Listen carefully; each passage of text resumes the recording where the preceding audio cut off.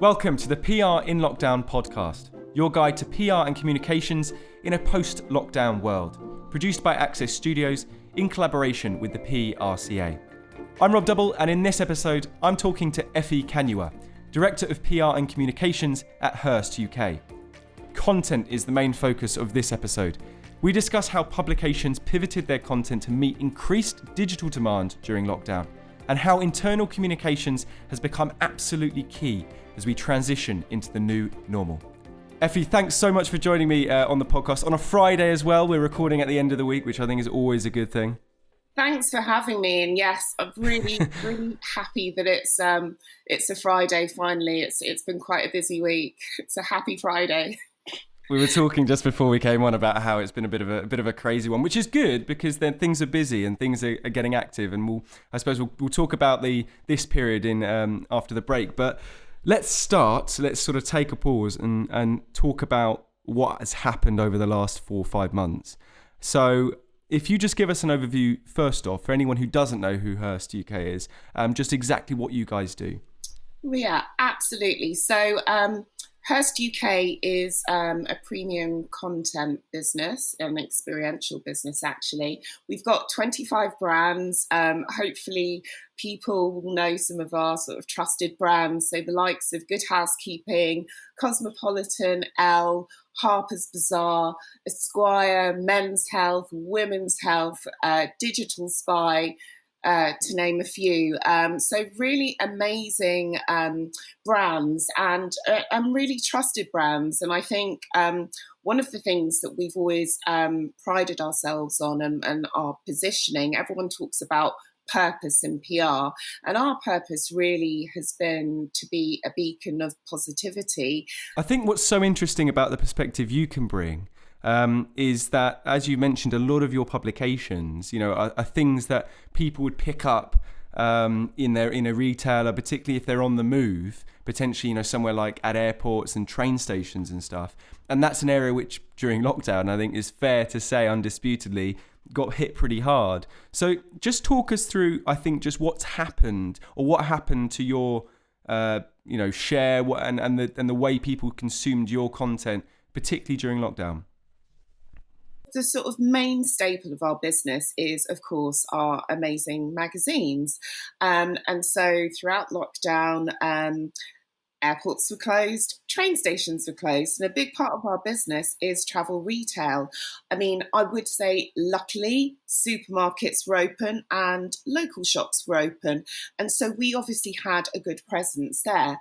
I think one of the biggest surprises for us has been, not surprisingly, on the digital side. I mean, our traffic, our figures across our digital platforms and our brands has grown exponentially. I mean, it's phenomenal in terms of the growth of our digital audiences, but that's not really a surprise, I would say.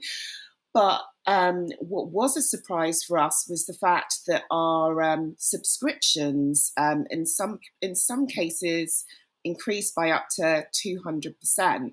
And I think it was very much the thought that, I guess, during a time of negativity, etc., given the fact that our brands are trusted brands and, as I mentioned, are so positive and sort of really try to be helpful, people were reaching to our brands almost as an antidote to all the negativity that was out there.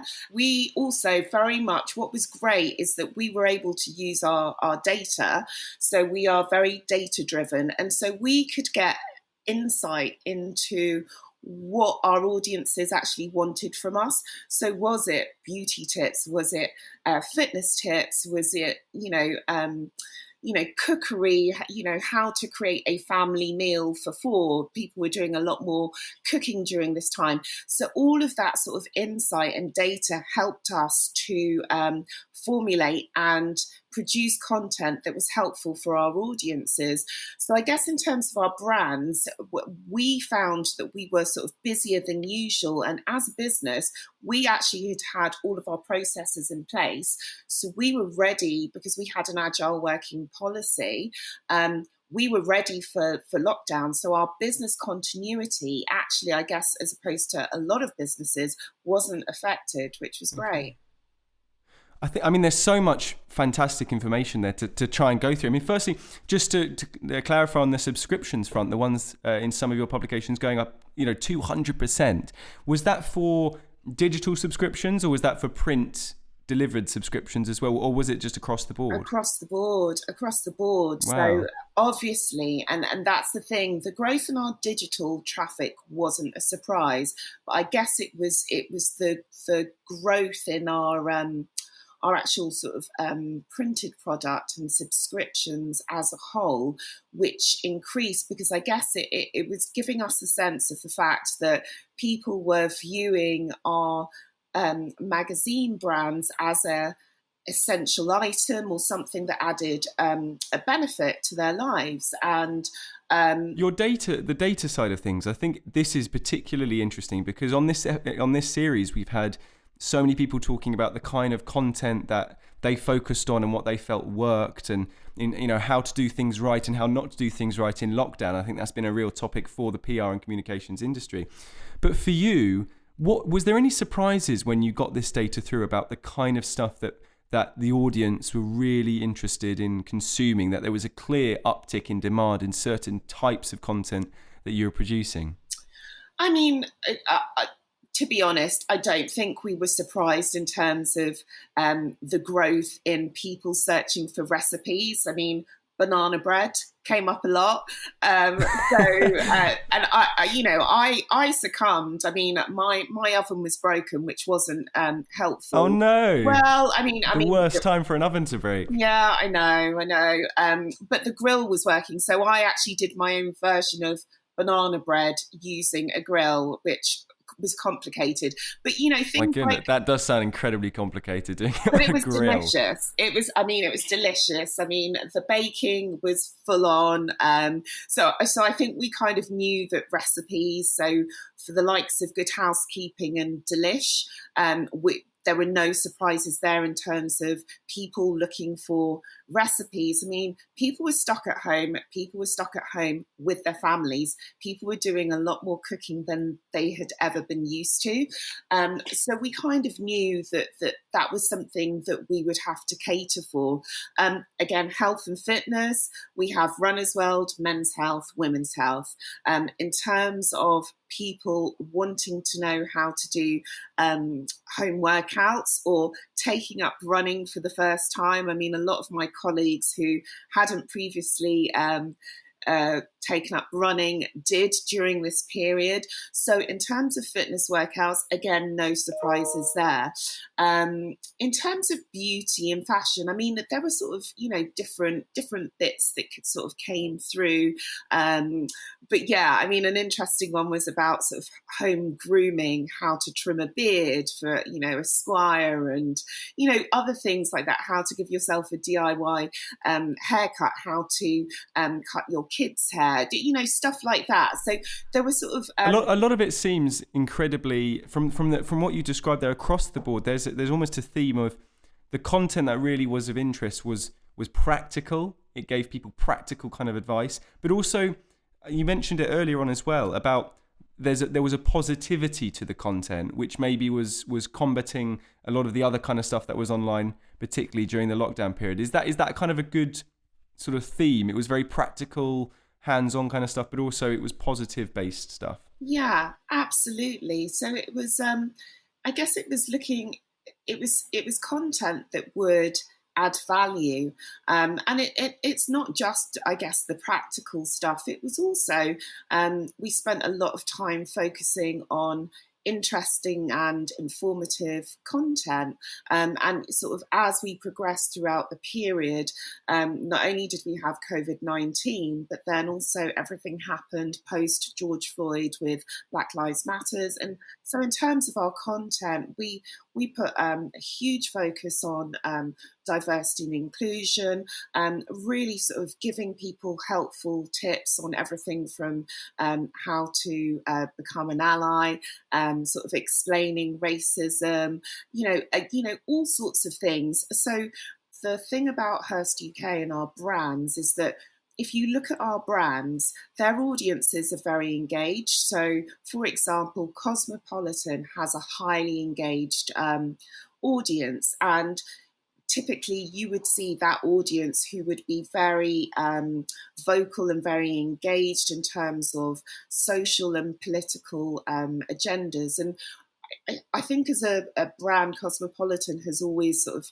tackled ethnicity, sexual orientation, sort of diversity, etc., across the whole spectrum. So they've always sort of been very progressive. And I guess what people wanted was more information. So how can I educate myself? How can I learn more about sort of Black history? Across our titles like Red, we had parents who wanted to find books that could help educate their children. So how do I teach my child how to be anti-racist? So it's that type of stuff. I don't think we were surprised that there was, if you look globally at just how many people did become involved and engaged and who proactively wanted to do more. It wasn't a surprise for us that our audiences wanted to see more content and find out more. And little things we've done, such as we do something called it's Black Pound Friday, which is where you support Black-owned businesses. And so we would help our readers, for example, if they wanted to know what are the sort of best Black-owned beauty brands, we could help them with that sort of content. So it's really, I guess, trying to be a sort of helpful resource for them. Let's just talk about, I mean, we've talked so much about the content and the amazing insights you bring into that side of things across the publications. Let's just talk about how you, as the leader, I suppose, as the director of PR and communications, managed the lockdown period, because there must have been challenges there as well. What were the key things that you did to respond? And I suppose to start off with, how was it for you? How did you get through it and manage it personally? Yeah. I have to say I'm incredibly lucky that the PR and comms team at Hearst and the six of us were just incredible. I mean, our work pretty much sort of doubled overnight. And that's because I think very much we realised early on that internal comms was going to be a big focal point for us. And so whereas traditionally our CEO would maybe send out two all staff notes to the business as a whole, we went to delivering a note from him every day. So that was every day for 2 months.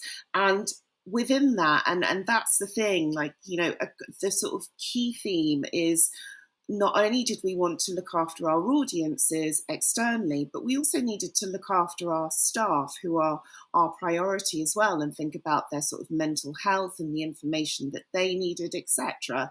So within these notes, we would have all of the sort of latest government updates and news. And you'll remember right at the beginning, there was so much news left, right and centre. And we realised that it was quite a lot for everyone to unpick. So we would collate all of the news from the UK and globally and put that together in the note. Together with, I guess, what we were lucky to have was we had brands that also had helpful content. So we would include sort of the best recipes, how to do haircuts, the best fitness workouts, etc., and include really helpful information from across our brands. And then also we would include anything to do with the business, so any sort of business news. Obviously, people were adapting to working from home, so any sort of helpful guides of how to sort of navigate working from home, but also being able to offer our staff resources. So we have mental health ambassadors, and that I think was a sort of key thing for us. And actually, the feedback that we got was just how much people appreciated all of the internal comms that came out, because you can only imagine, as a sort of creative industry, we're all sort of social beings, and we were used to having so much creative stimulation, and that disappeared overnight. And some people didn't have families around them, and so people were sometimes isolated, and it was almost being able to touch in with all of the sort of staff and be able to be as helpful to them as possible. And so that's kind of continued throughout. We're now down to 3 notes a week, and we also do, so our CEO James Wildman does a virtual all staff, which actually after I speak to you we're going to do for my team. We've done okay. I mean, our work, I think, whereas when I speak to some of my colleagues in the PR industry, some of them said that it was quite challenging because I think budgets were being sort of pulled at the start of it. We very much found that with everything that was happening, and I think when you work in-house, a time of crisis or a time of challenge, that's really very much when comms comes to the forefront, and it becomes really important. In terms of challenges for you and surprises, was there anything that you did find a real challenge or you were really surprised by that came out of lockdown, particularly in those first 3-4 months? On a sort of personal level, everything that happened post George Floyd, but in a good way. I mean, it was sad. It touched my life and, my family's life and all of my friends. As a team, we were really engaged. I went down to the protest. A couple of my teams did as well. And, that was the first time that I'd, even ventured anywhere from my house. But it was really important to me. So I think my biggest surprise was around BLM, to be honest. But in terms of sort of COVID and lockdown, I knew we would cope as a business. I wasn't surprised that the volume of work was a lot to take on, but again, kind of used to it. So no major surprises. And I think as a comms person, you are almost always thinking about what's next. We're going to be chatting to Effie after the break about the transition out of lockdown and also talking about the long-term realities of the post-lockdown period. Don't go anywhere.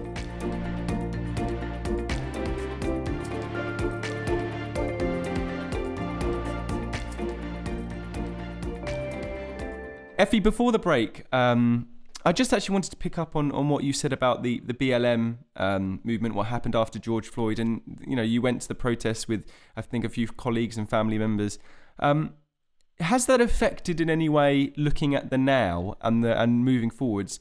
Has it changed or sparked any conversations or any ways you're thinking and looking at things within Hearst UK, particularly, I suppose, in terms of content or the conversations around diversity and inclusivity and Black contributors coming on and getting in the publications?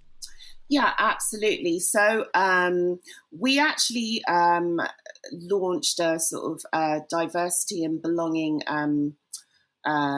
network and steering group back in 2017. So for Hearst UK, it was kind of always there on the agenda, and we also had created a Hearst BAME network, which was a way of basically bringing colleagues together, linking them up, being able to sort of celebrate the diverse culture that was there within Hearst.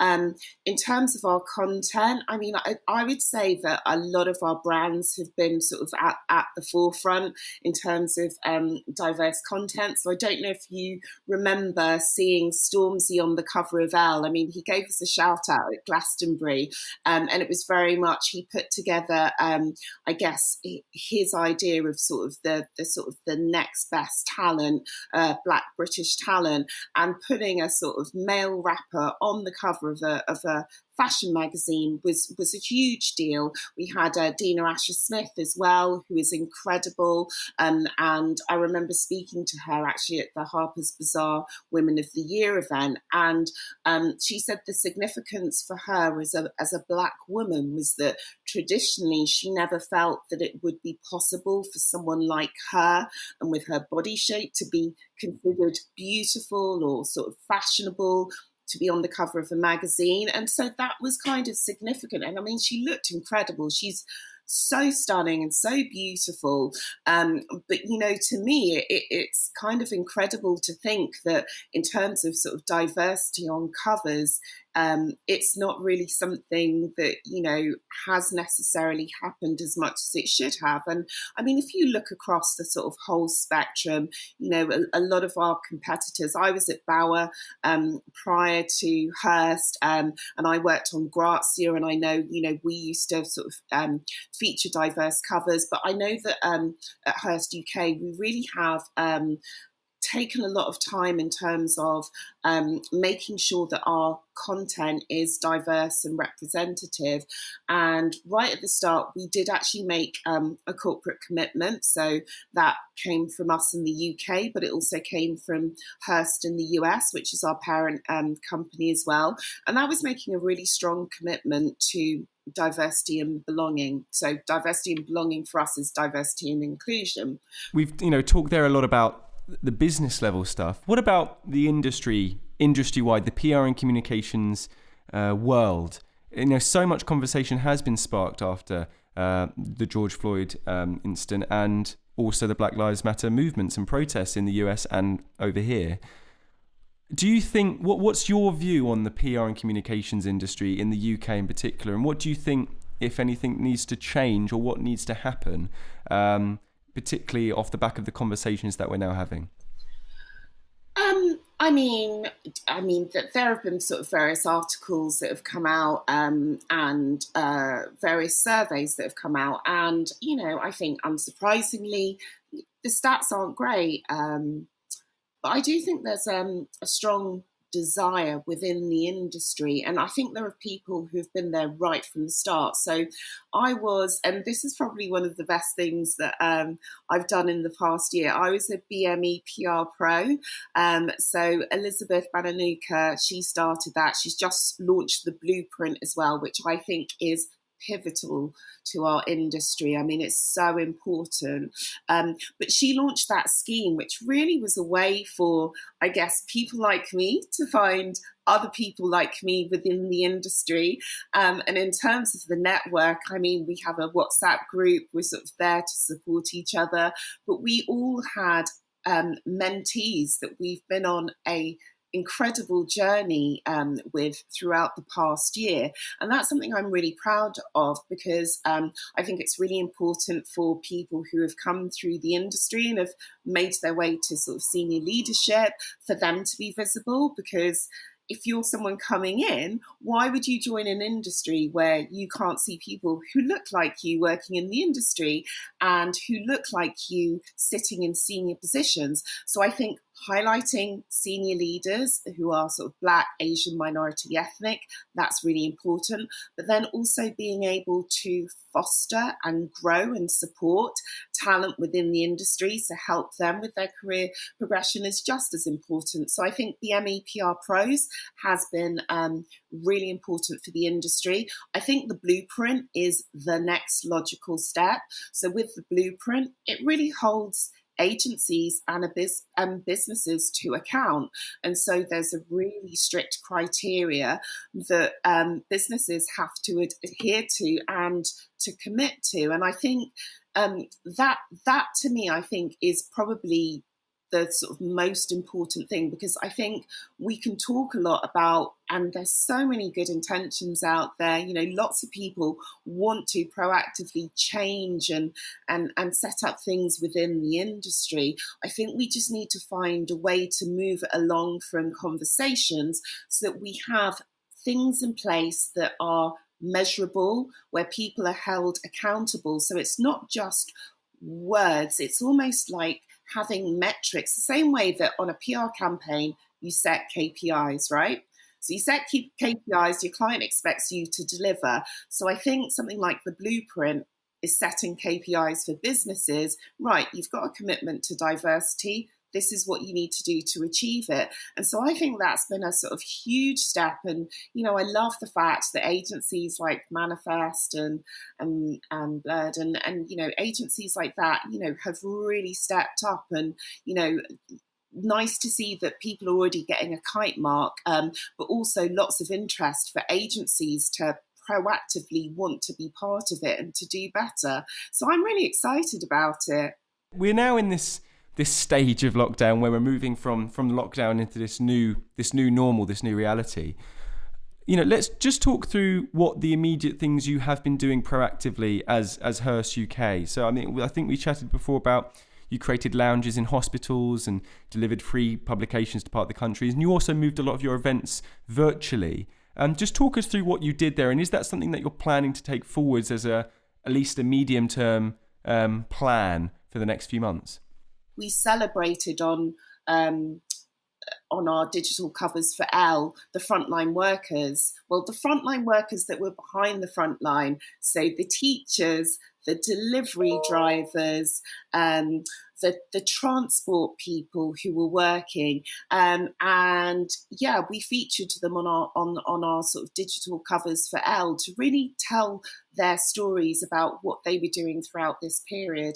As you mentioned, we created lounges in hospitals where we were able to deliver our magazines so that the frontline workers almost had like a space where they could have a bit of downtime and just escape. That's the thing about, I guess, the joy of a magazine. It's almost like that sort of pleasure where you can switch off and just become immersed in the content. And then I guess in terms of our virtual events, Women's Health Live is supposed to take place, and in a matter of weeks that sort of all changed, and that was like a huge event that was going to take place at the Business Design Centre in Islington.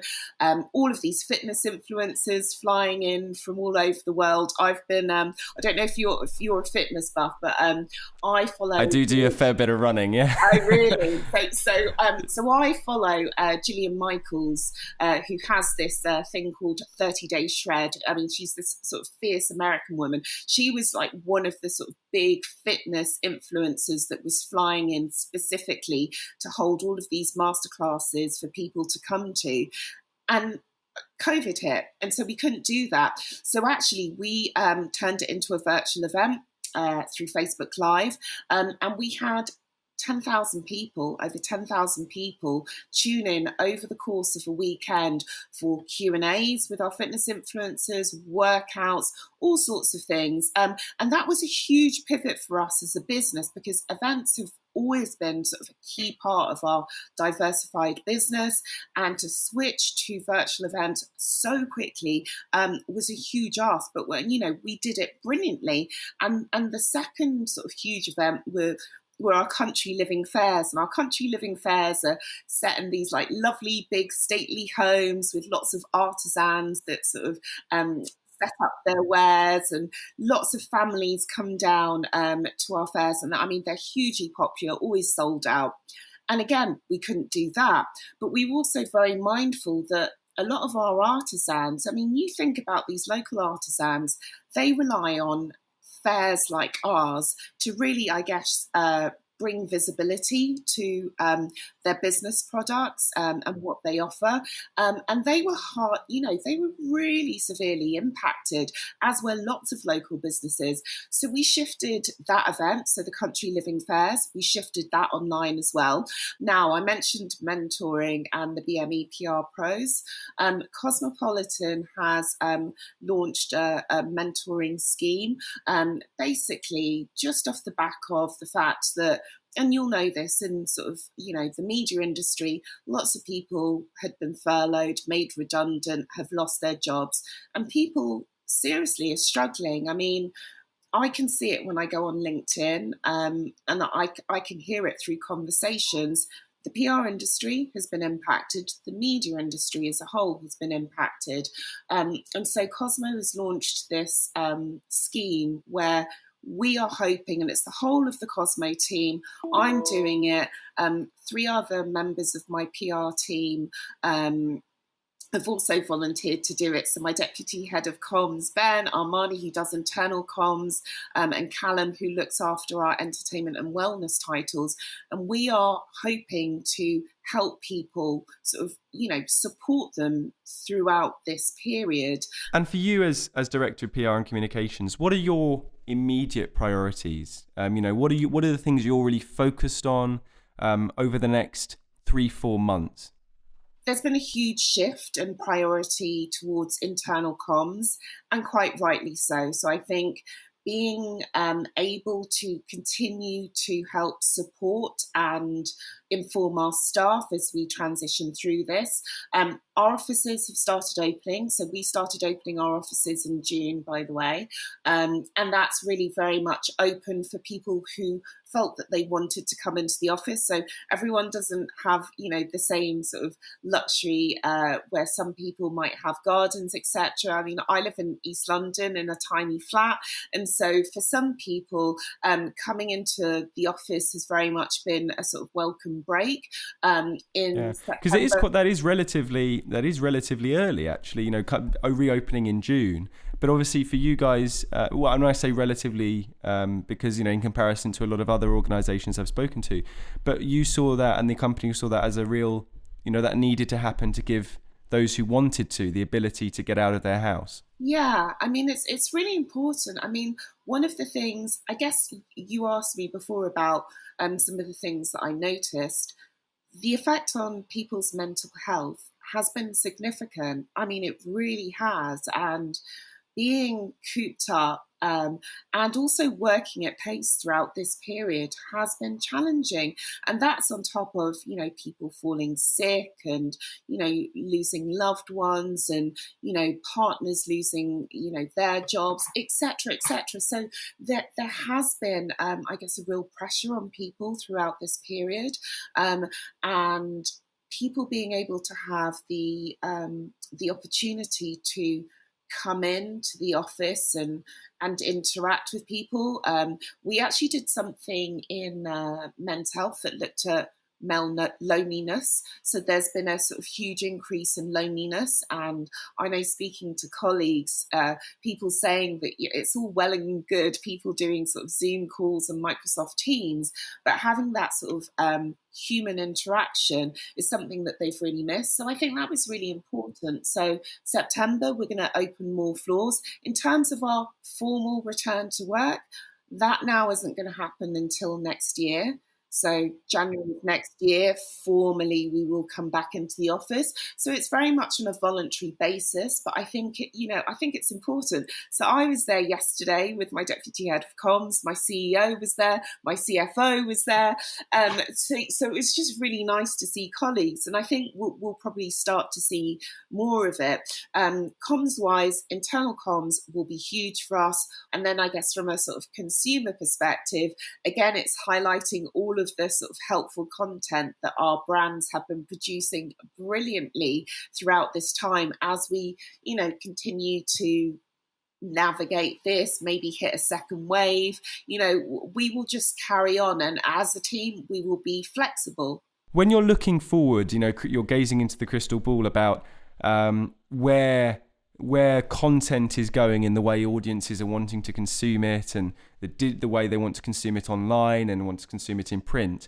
Do you see any key trajectories and key themes, key movements that perhaps have been accelerated by lockdown? Are there ways of doing content which you think are going to become increasingly influential and significant in the years ahead? Yeah, so I think, as I mentioned, there's been a huge shift to digital. So people have a lot more time to, I guess, consume content. So we're seeing huge increases, not only in terms of our sort of digital output, but also in terms of across our social channels. I think I really touched on e-commerce. So I guess in terms of brands, one of the things that they may want to start looking at is, how they can work, I guess, with, some of our brands. One of the things that we started to see in terms of feedback from our audiences was a bit of a fatigue in terms of traditional influencers, so people who were sort of peddling things that weren't necessarily authentic. So I think, again, we've seen a huge swing for people reaching out to trusted brands. So I think that's going to be a huge theme. I think we've seen people who are more vocal, so they will call you out. If you do something wrong, they're going to tell you about it, and they're going to tell you about it quickly and in real time. So, I guess brands across the board learning to be a lot more reactive and transparent, and addressing, feedback from their audiences much quicker in a sort of transparent and authentic way. And then I guess in terms of events, I think we'll just see. Potentially we might go back to physical events, but I think, we are going to have to be a lot more creative in terms of how we translate our events and take our brands out to our audiences. And I think there will be more of a reliance on digital innovation across the board. Effie, thanks so much for coming on the podcast. If people wanted to get in touch with you, both personally, but also as part of Hearst UK, what's the best way for them to do that? Well, I'm very bad on Twitter. I couldn't probably say that as a comms person, but on my personal Twitter, we obviously have sort of brand accounts. Email me, LinkedIn, Instagram, I'm there. We also have actually, and I guess this might be helpful for PRs who want to get in contact with us. We also have a generic email which goes across the whole of the comms team for Hearst UK, which is pressinquiries@hearst.co.uk. Amazing stuff. Effie, thanks so much for coming on the podcast, and thanks to everyone who's listening to us. This is an ongoing series, so please do like and share and subscribe on your preferred podcast library, or if you prefer video podcasts, you can watch us on YouTube. Just search PR in Lockdown. Thanks so much for listening. We'll see you on the next episode. PR in Lockdown is presented by Rob Double, and the guest this episode was Effie Kanyua, Director of PR and Communications at Hearst UK. It is created by Access Studios in collaboration with the PRCA.